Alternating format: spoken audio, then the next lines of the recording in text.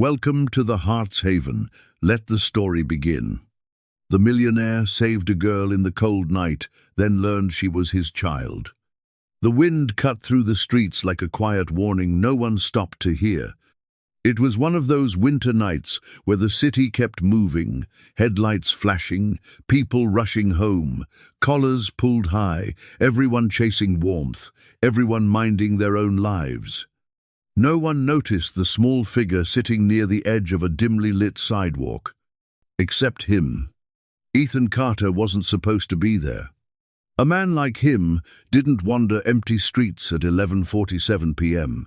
He belonged in glass towers, in corner offices with skyline views, in rooms where decisions were measured in millions.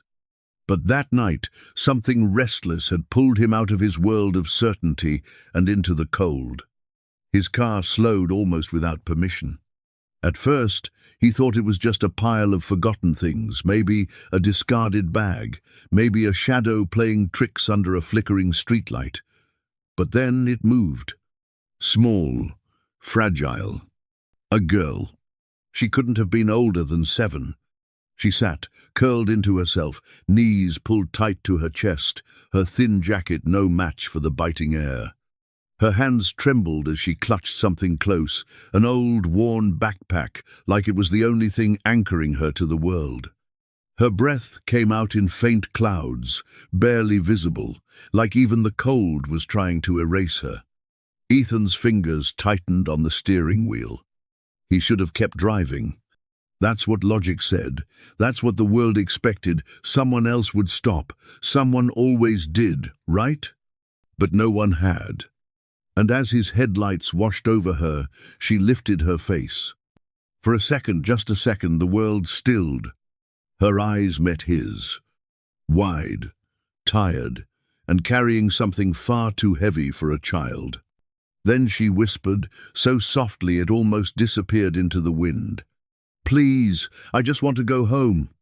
The words didn't sound dramatic. They weren't loud. They didn't beg for attention.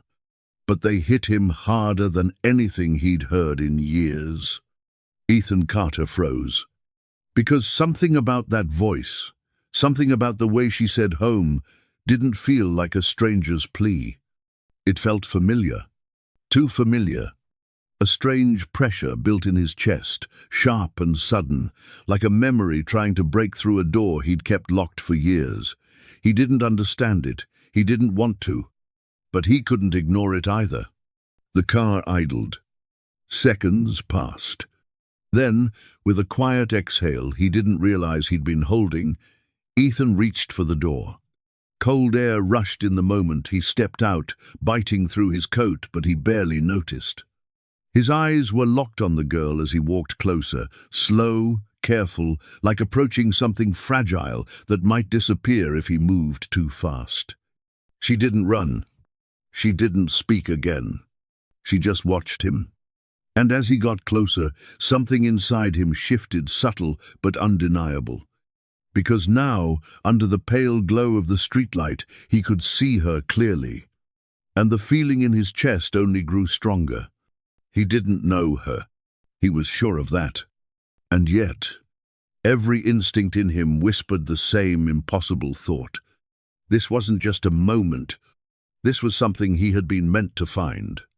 And he had no idea that this quiet decision on a freezing night no one would remember was about to change everything.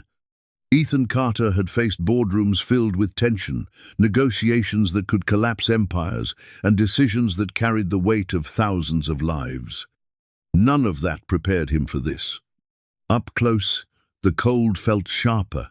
It wrapped around him, biting through layers of wool and control, but the girl did not move away.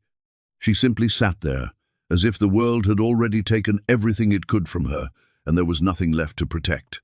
"Hey," Ethan said, his voice quieter than he expected. Softer.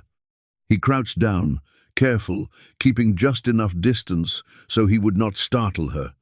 "You are not in trouble," he added. The girl blinked slowly, her lashes damp from the cold air. She looked at him like she was trying to decide if he was real or just another moment that would pass her by. "I am not supposed to be here," she whispered. The sentence hung in the air, not dramatic, not loud, but it carried something deeper than fear. Ethan frowned slightly. "Where are you supposed to be?" She hesitated. Her small fingers tightened around the straps of her backpack. "Home," she said again, "but I cannot find it." Something about the way she said it made his chest tighten. Not confusion. Not like a child who got lost for a few minutes. This felt different. Ethan exhaled slowly, steadying himself. "Do you know your address, or someone I can call?" The girl shook her head. "No phone," she said, "and my mum, she cannot come." The words landed gently, but they stayed. Ethan did not push. He had learned long ago that silence often said more than questions ever could. Instead, he glanced down at her hands. They were trembling. Without thinking, he slipped off his coat and draped it over her shoulders. The fabric swallowed her small frame almost instantly, the dark wool wrapping around her like a shield against the night. She flinched at first. Then she stilled. Her fingers slowly reached up, clutching the edge of the coat as if it were something fragile and sacred. "Thank you," she murmured. Ethan nodded once, but his eyes did not leave her face. There it was again. That feeling. A strange, quiet pull he could not explain. "What is your name?" he asked.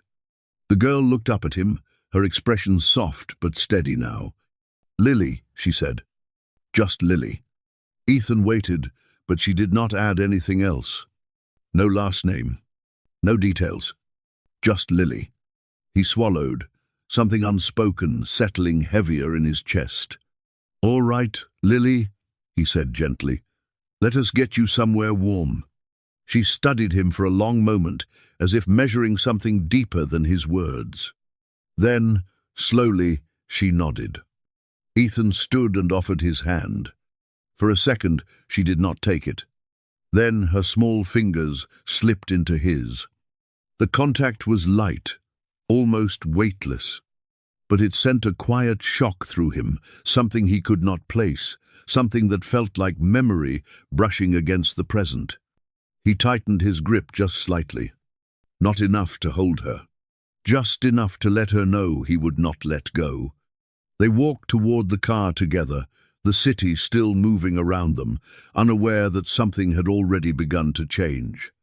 As Ethan opened the passenger door and helped her inside, he caught a glimpse of something beneath the collar of his coat wrapped around her. A thin chain, a small pendant resting against the fabric. He did not see it clearly. Not yet. But something about it made him pause. Just for a second. Then he closed the door gently, moved around to the driver's seat, and started the engine. Warm air began to fill the car, chasing away the cold. Lily curled slightly into the seat, her eyes growing heavier, her body finally beginning to relax. Ethan glanced at her once more before pulling away from the curb. He told himself he was just helping a child get out of the cold. That was all. That was enough. But deep down, beneath logic and reason, something else was already unfolding.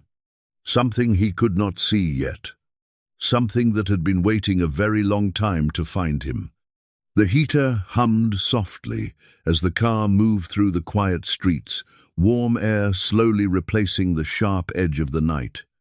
Outside, the city blurred into streaks of amber and white, traffic lights glowing against the dark like distant signals no one really listened to. Inside, everything felt different. Still, contained. Ethan Carter kept his hands steady on the wheel, but his attention drifted again and again to the small figure beside him. Lily had not said another word. She sat curled into the seat, his coat wrapped tightly around her, the sleeves far too long, covering most of her hands. Her breathing had softened, slower now, as if her body was finally allowing itself to rest. For a moment, Ethan wondered if she had fallen asleep. Then she spoke. Are you taking me far?" Her voice was quiet, but clearer now. Ethan glanced at her briefly before returning his eyes to the road. "Not too far," he said. "Just somewhere warm, somewhere safe." She nodded slightly, as if that answer was enough. Silence returned, but it no longer felt empty. It felt shared. Ethan adjusted the temperature a little higher. "Are you hungry?" A small pause. Then, almost cautiously, "A little." That word settled deeper than it should have. Ethan exhaled slowly. "All right, we will fix that." He signaled and turned onto a quieter street, passing a row of closed storefronts until a small diner came into view, its neon sign still glowing in the late hour.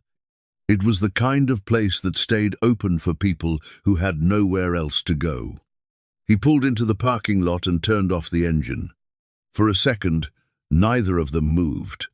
Then Ethan stepped out, the cold rushing back to meet him, sharper now after the warmth of the car.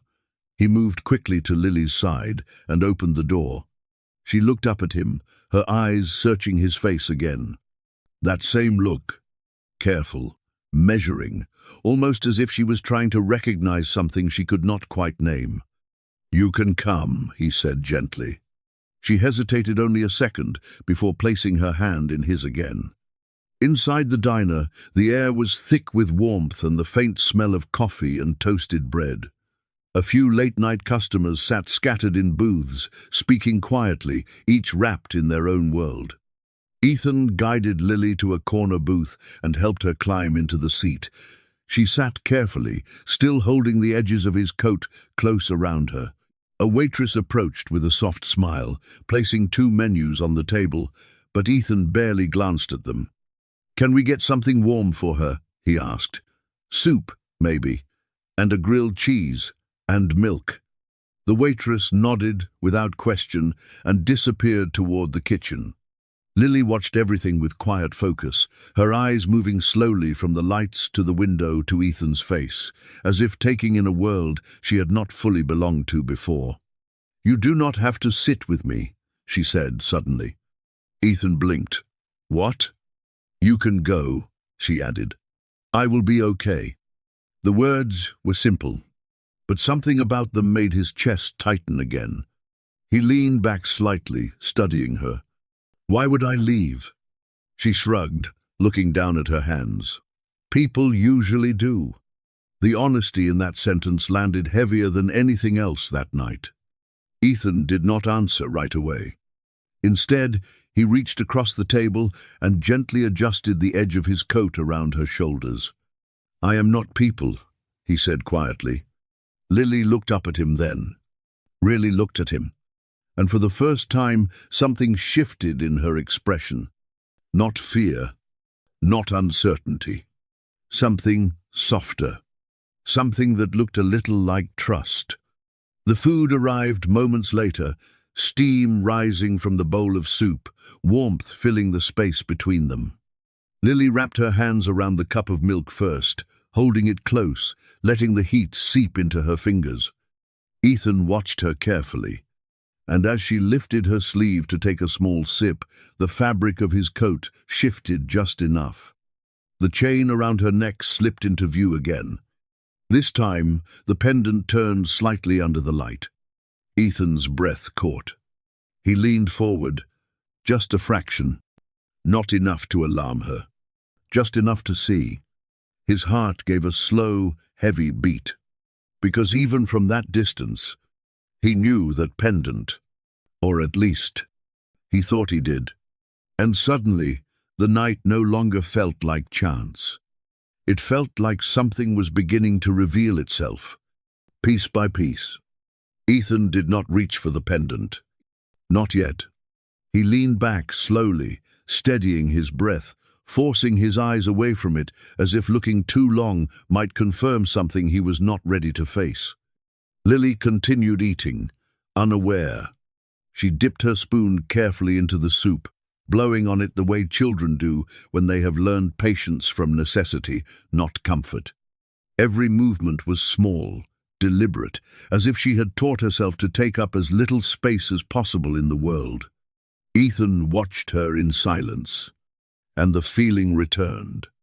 Stronger now, not just familiarity, something deeper, a quiet echo of a life he had once known and lost. "Lily," he said gently. She looked up, her eyes steady. "Where did you get that necklace?" Her hand instinctively moved to her collar, fingers curling around the chain. For a moment she did not answer. Then she lowered her gaze slightly. "My mum gave it to me," she said. The words landed softly, but they changed everything. Ethan felt something shift inside his chest, like a door cracking open after years of being sealed shut. "What was your mum's name?" he asked, his voice calm but careful now. Lily traced the edge of the pendant with her thumb, as if the question carried weight she had learned to carry quietly. "Olivia," she said. "Olivia Hayes." The world did not stop. The diner did not fall silent. The lights did not flicker. But inside Ethan Carter, everything changed. He did not move, did not speak, because that name was not just a memory, it was a life he had buried. Olivia Hayes. He had not heard it out loud in years. Not since the day she walked out of his life with no explanation, no goodbye that made sense, only a silence that had stretched longer than anything he could fix. Ethan swallowed, his throat suddenly tight. "How long ago?" he asked quietly. Lily shrugged, her voice soft again. "She got sick last year." A pause. "She said I had to be brave." Ethan's hand tightened slightly on the edge of the table. He remembered Olivia's voice, the way she used to say that same word. Brave. Always gentle, always certain. His gaze drifted back to the pendant, still resting against Lily's chest. "Can I see it?" he asked. Lily hesitated, not out of fear, but out of instinct. Then, slowly, she nodded. She lifted the chain over her head and placed the pendant carefully into his open hand. It was warm, not from the air, from her. Ethan turned it over, his fingers trembling just enough that he noticed. The metal was worn, the edges softened by time. He pressed it open, and there it was. A photograph. Small, slightly faded, but unmistakable. A younger version of himself, standing beside Olivia, both of them smiling at something outside the frame, something simple, something real. For a second, Ethan forgot how to breathe. He stared at the image, his mind racing to catch up with what his eyes already understood. This was not coincidence. This was not chance. This was a thread, pulled from a past he had never finished, now leading straight into the present.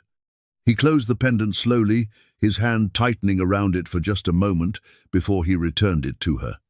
"Thank you," he said, his voice lower now.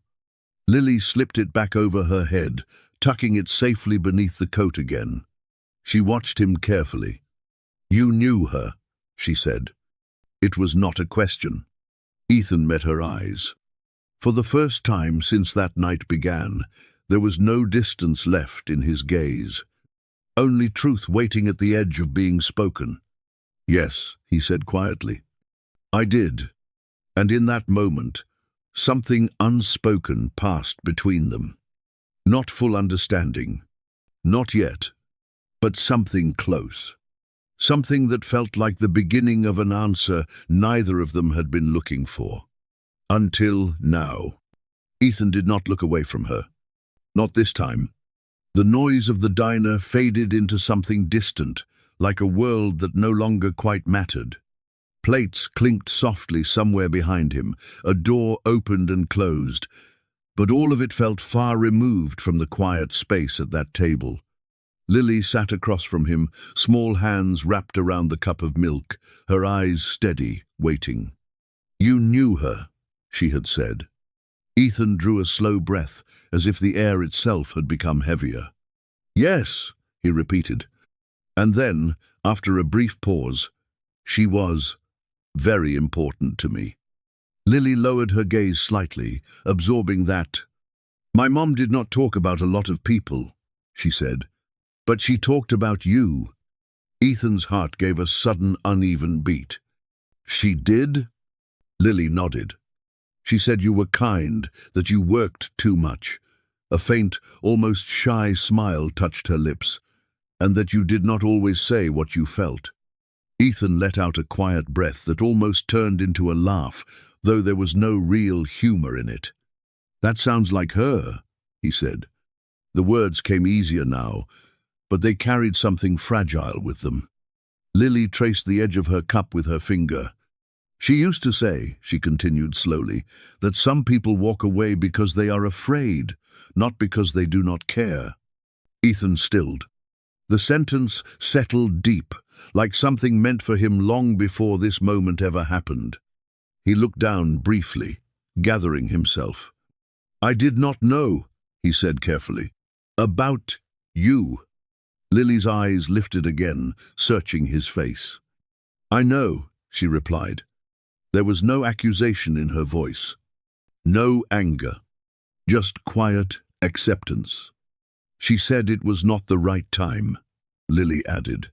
And then, there was never a right time. Ethan's hand tightened slightly on the edge of the table. Memories surfaced, uninvited but clear.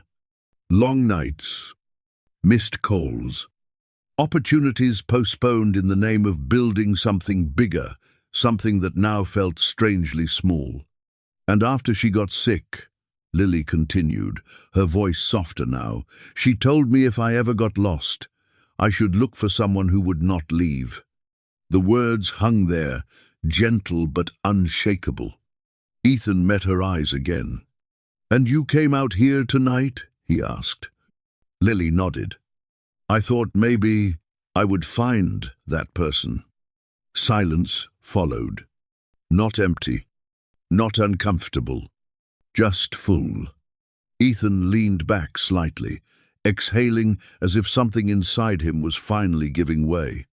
For years, he had built a life on control, on certainty, on knowing exactly where everything stood.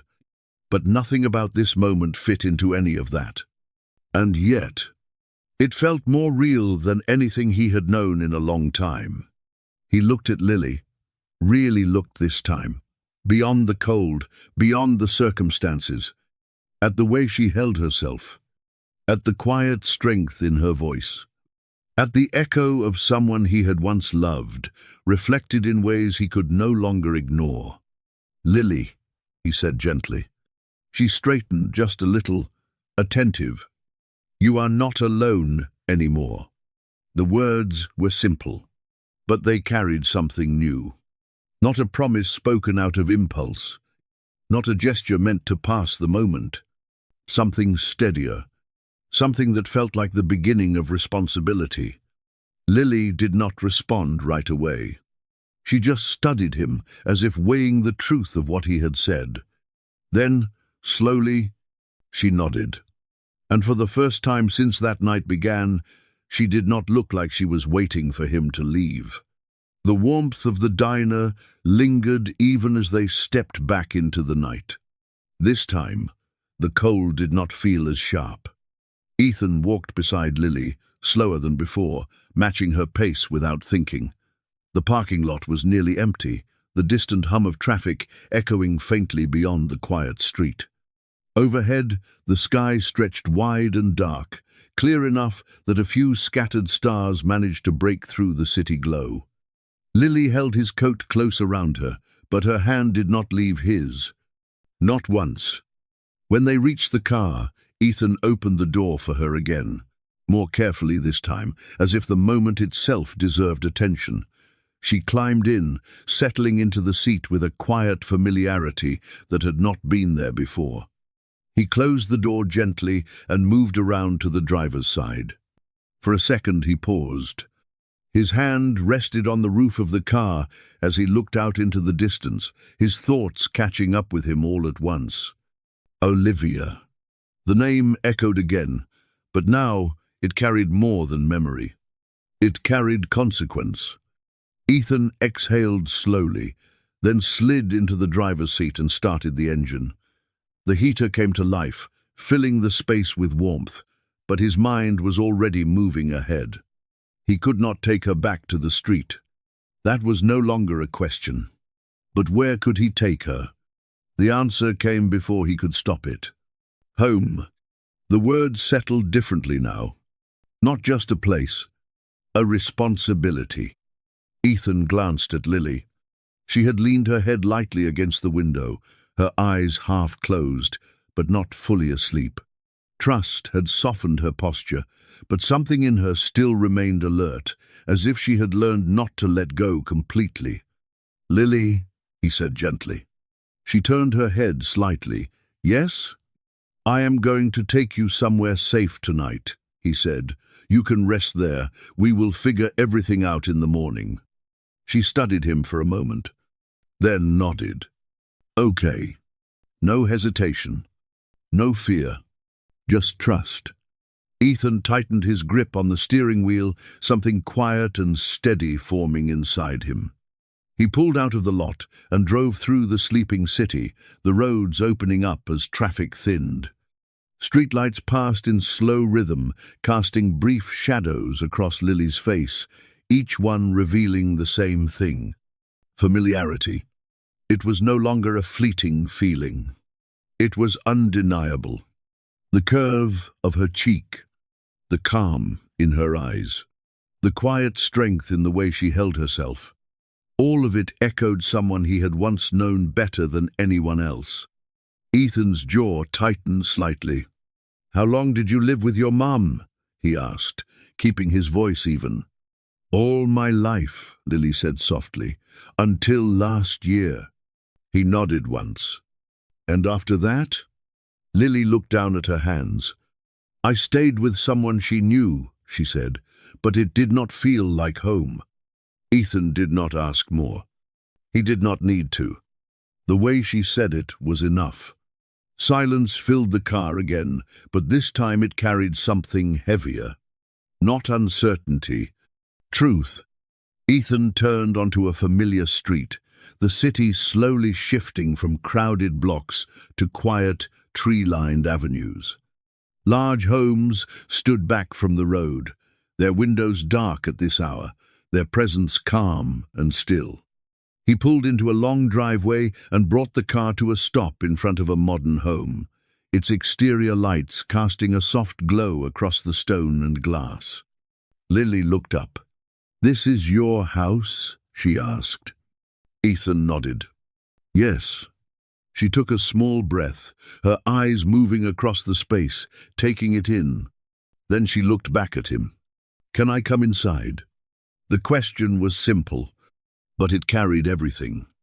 Ethan met her gaze, and without hesitation this time, he answered, "Of course you can." The door opened quietly, and warmth spilled out to meet them.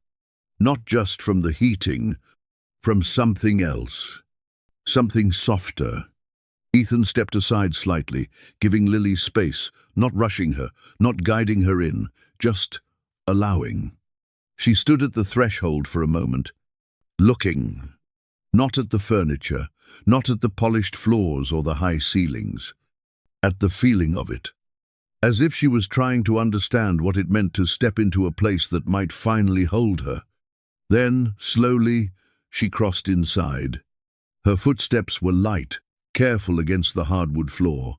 The house was silent, untouched by noise or movement, the kind of silence that usually felt empty. But tonight, it did not. Ethan closed the door behind them, the soft click echoing gently through the space. "You can take your time," he said. Lily nodded, her eyes moving from one corner of the room to another, taking everything in. A couch, a staircase, a large window looking out into the dark. "It is big," she said quietly. Ethan gave a small nod. "Too big, sometimes." She glanced back at him, as if that answer mattered. Then she stepped a little farther in, her fingers still clutching the edge of his coat. Ethan watched her for a moment before moving toward a hallway. "I will get you something more comfortable," he said. "Maybe a blanket." Lily stayed where she was, but her voice followed him. "Do you live here alone?" The question stopped him. Just for a second. Then he turned slightly. "Yes," he said. The word felt different now. Not like a fact, like something that no longer fit. Lily lowered her gaze, absorbing that. "Me too," she said softly. The simplicity of it landed deep. Ethan disappeared briefly down the hall, returning moments later with a soft blanket. He placed it gently around her shoulders, adjusting it so it would not slip. She looked up at him. "Thank you." He nodded once, but his expression had shifted. More present now, more aware. "Come," he said, "you can sit." He guided her toward the couch, but again he did not rush her. She climbed up slowly, curling her legs beneath her, the blanket wrapping around her like something she was not used to having. Warmth. Safety. Ethan sat across from her, not too close, giving her space. For a moment, neither spoke. The quiet stretched between them, but it was not uncomfortable. It felt important. Then Lily reached up and touched the pendant again, almost absent-mindedly. Ethan noticed. His chest tightened. "Lily," he said carefully. She looked up. "There is something I need to understand," he continued, "about your mom." She listened, her expression calm. "Did she ever talk about why she left?" he asked. Lily thought for a moment. Then she shook her head. "She said some stories are not for children to carry," she replied. Ethan leaned back slightly, absorbing that. That sounded exactly like Olivia. Protective, quiet, carrying more than she ever showed. "But she kept the necklace," Lily added. "She said it was important, that it would help me one day." Ethan's gaze dropped briefly, his thoughts moving faster now. The pieces were there. Not fully clear, but close. Close enough to feel real.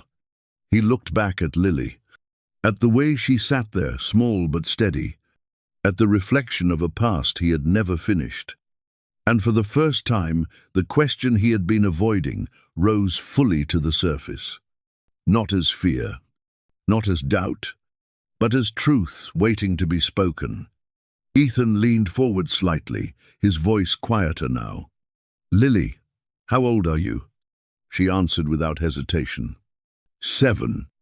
The number settled between them. Heavy, precise. Ethan's breath slowed. His mind did the rest. And in that moment, the distance between possibility and reality disappeared. The number did not echo. It settled. 7. Ethan did not move right away. He stayed exactly where he was, leaning slightly forward, his hands resting loosely together, as if any sudden motion might break something fragile forming between them. 7 years. His mind moved quietly, not in panic, not in confusion, but in a slow, undeniable alignment of memory and time. The last time he had seen Olivia, the silence that followed. The unanswered questions he had buried beneath work, beneath success, beneath everything that kept him from looking back. 7 years. He exhaled slowly. "Lily," he said, his voice steady but softer than before. She looked at him, her expression open, waiting. "Do you remember where you were born?" he asked. She tilted her head slightly, thinking. "My mum said it was a small hospital," she answered. "Not in the city, somewhere quieter." Ethan nodded once. That sounded like Olivia. She had always preferred quiet places, spaces where the world slowed down, where things felt real. He looked down briefly, then back at her. "Did she ever tell you about your dad?" Lily's fingers tightened slightly around the blanket. "A little," she said. Ethan held still. She said he was someone important, Lily continued, but not because of money. Her eyes lifted to meet his. She said he was someone who forgot how to stop. The words landed gently, but they struck with precision. Ethan closed his eyes for just a moment. That was not something anyone else would say. That was Olivia. Clear, honest, always seeing more than he wanted to admit. When he opened his eyes again, something had shifted. Not uncertainty. Not hesitation. Recognition. He leaned forward slightly, his voice quiet, careful. "Lily, did your mom ever tell you his name?" She studied him for a second, then shook her head. "No," she said. "She said I would know when the time was right." Silence followed. Deep. Full. Ethan let those words settle, feeling them connect to everything that had happened that night. The street, the cold, the moment he stopped. Not random, not chance. Something guided, something waiting. He looked at her again, really seeing her now, not just a child he had helped, not just a stranger, but someone who carried pieces of a life he had once shared. Her eyes, the way she spoke, even the quiet strength in her stillness, it was all there, and it was no longer something he could question. Ethan shifted slightly closer, not enough to overwhelm her, but enough to close the distance that had remained between them. "Lily," he said gently. She straightened just a little. "If I tell you something, will you listen?" She nodded immediately. "Yes." Ethan drew in a slow breath. This was not a boardroom, not a decision backed by data or certainty. This was something else, something human. "I knew your mom," he said again, but this time the words carried more weight, and I think there is a reason we met tonight." Lily did not speak. She just watched him, her eyes steady, her trust quiet but present. Ethan's voice lowered slightly. "And I think," he continued, "that reason might be about you." The words did not land like a revelation. Not yet. They settled softly, like the beginning of something that had taken years to find its way back. And neither of them moved, because both of them, in their own way, already felt it. The silence between them did not feel uncertain anymore. It felt like the moment just before something true finally finds its voice. Ethan held her gaze, steady now, no longer searching for answers outside of what was already right in front of him. The years, the distance, the unanswered questions, they all seemed to narrow into this one quiet space. "Lily," he said gently. She leaned forward just slightly, her small hands still wrapped in the blanket, her eyes fixed on him with a calm that did not belong to someone her age. "Yes?" Ethan drew in a breath, slower this time, as if choosing each word carefully, not because he was unsure, but because it mattered. "I think," he said, "your mom was trying to protect both of us." Lily did not interrupt. "She knew the life I was living," he continued. "The kind of man I had become, always working, always moving, never stopping long enough to see what was right in front of me." He paused, the weight of that truth settling in his voice. "And I think she was waiting for me to change." Lily's expression softened, just a little. "She said people can change," Lily whispered, "but only when they are ready to see what they missed." Ethan let out a quiet breath. "That sounds like her," he said. For a moment, neither of them spoke. Then Ethan leaned forward slightly, closing the distance just enough so his words would not get lost in the space between them. "Lily, I believe I am your father." The sentence was simple. No hesitation. No doubt. It did not arrive as a shock. It arrived like something that had been waiting patiently to be said out loud. Lily did not react right away. She did not pull away. She did not question it.